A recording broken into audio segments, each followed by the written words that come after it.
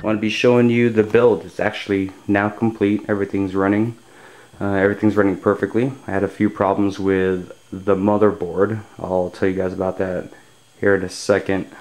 But the build's complete. I'm going to be showing you what's in it, how I did my cable management, and how everything looks. Here we are looking at the front bezel of the Cooler Master RC690, and as you can see, the front is all of this mesh kind of metal, great for airflow.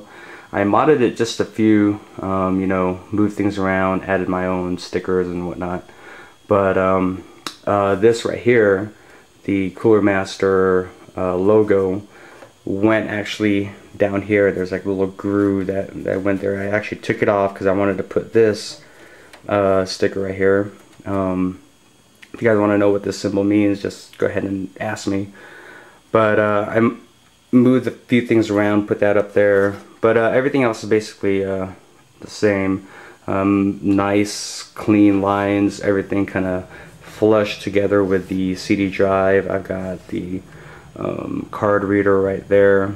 Everything's flushed, making it look very, very nice.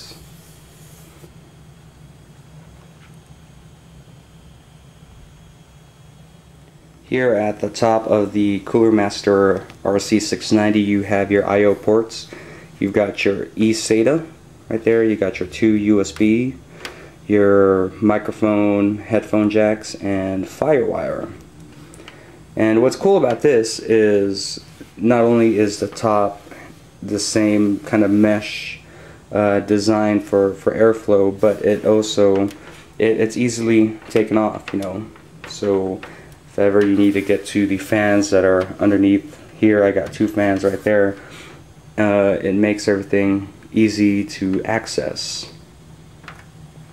Now we are looking at the inside of the case where all the innards are. As you can see, I've got the Sigmatech Dark Knight CPU cooler.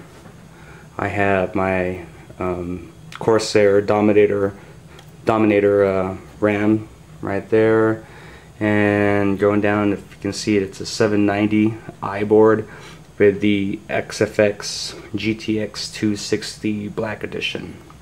Now I don't have the best cable management because this case doesn't have a lot of cable management holes, and I didn't feel like cutting holes on the motherboard tray and whatnot. I don't know if you can see that there, but you can still see the cables running through, but I try to hide them as best as I could, either behind the motherboard tray or like in little crevices. I've got the Corsair 750 watt power supply, non-modular of course, and here, I don't know if you can see it, I actually took these PCI expansion slot covers from a previous build I did from the NZXT beta case. I wasn't using these, so I actually stuck them on here, so I got better airflow in the back. Right there. And as you can see, I sleeved most of my my cables from the fans. Only ones I didn't sleeve are those 2 top fans right there, which are blue LED 120 millimeter fans from Cooler Master. I didn't sleeve those, but everything else. Oh, and I also didn't sleeve the power cables and whatnot, the power switches, HDD, power lights, and whatever. And something that's pretty cool, I got it off of another person here off of YouTube, TJ Harlow.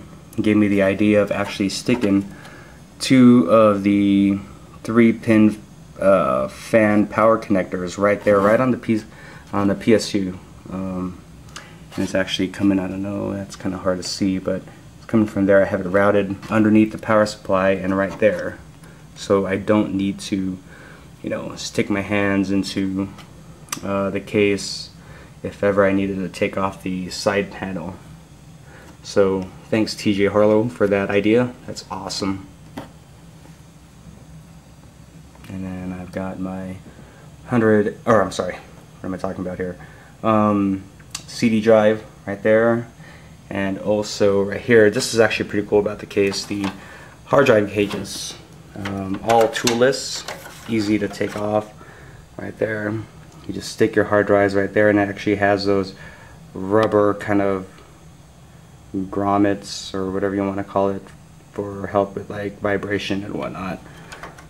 But I love that. As you can see, everything on this case is toolless. You got these little clips right there that you put in, line up the holes and close up and lock into place. Same thing with the PCI expansion slots. Just unhook it right there, it opens up, and take off the covers right there. So that's the innards of this case. Let me see if I'm forgetting anything. So here are all the cables that I routed through. As you can see, I don't know if you can see right here, but there's a little hole right next to the power supply that I actually ran all the cables through. Zip tied everything. It looks like a mess back here, but you don't really see it on the other side anyway, so I didn't really care. So we got all the cables zip tied and tucked underneath. Routed the cables from behind this motherboard tray to the front. Didn't spend too much time on it. It took me maybe about 30 minutes to actually do everything. So here, let me show you this. This is where I came, or had some problems with the fan. I don't know if you can see, but there's like these little things where the fan actually sits on top of, and then you would actually screw it from the other side of the motherboard tray, and you would screw it into place.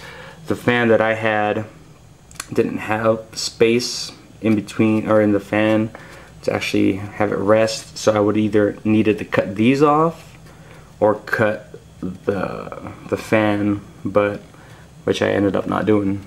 So that's the reason why I didn't put it on there. And as you can see, look at that paint chipping right there, but who cares? Yeah. With this power supply, the 8-pin CPU connector wasn't long enough, so I had to get an extension. So that's what you see right here. And just actually everything fits in the back. Everything tucks away pretty well. You do have to like mess around with the panel to try to get it on, but it actually does go on. You just gotta fight it a little bit and push everything in.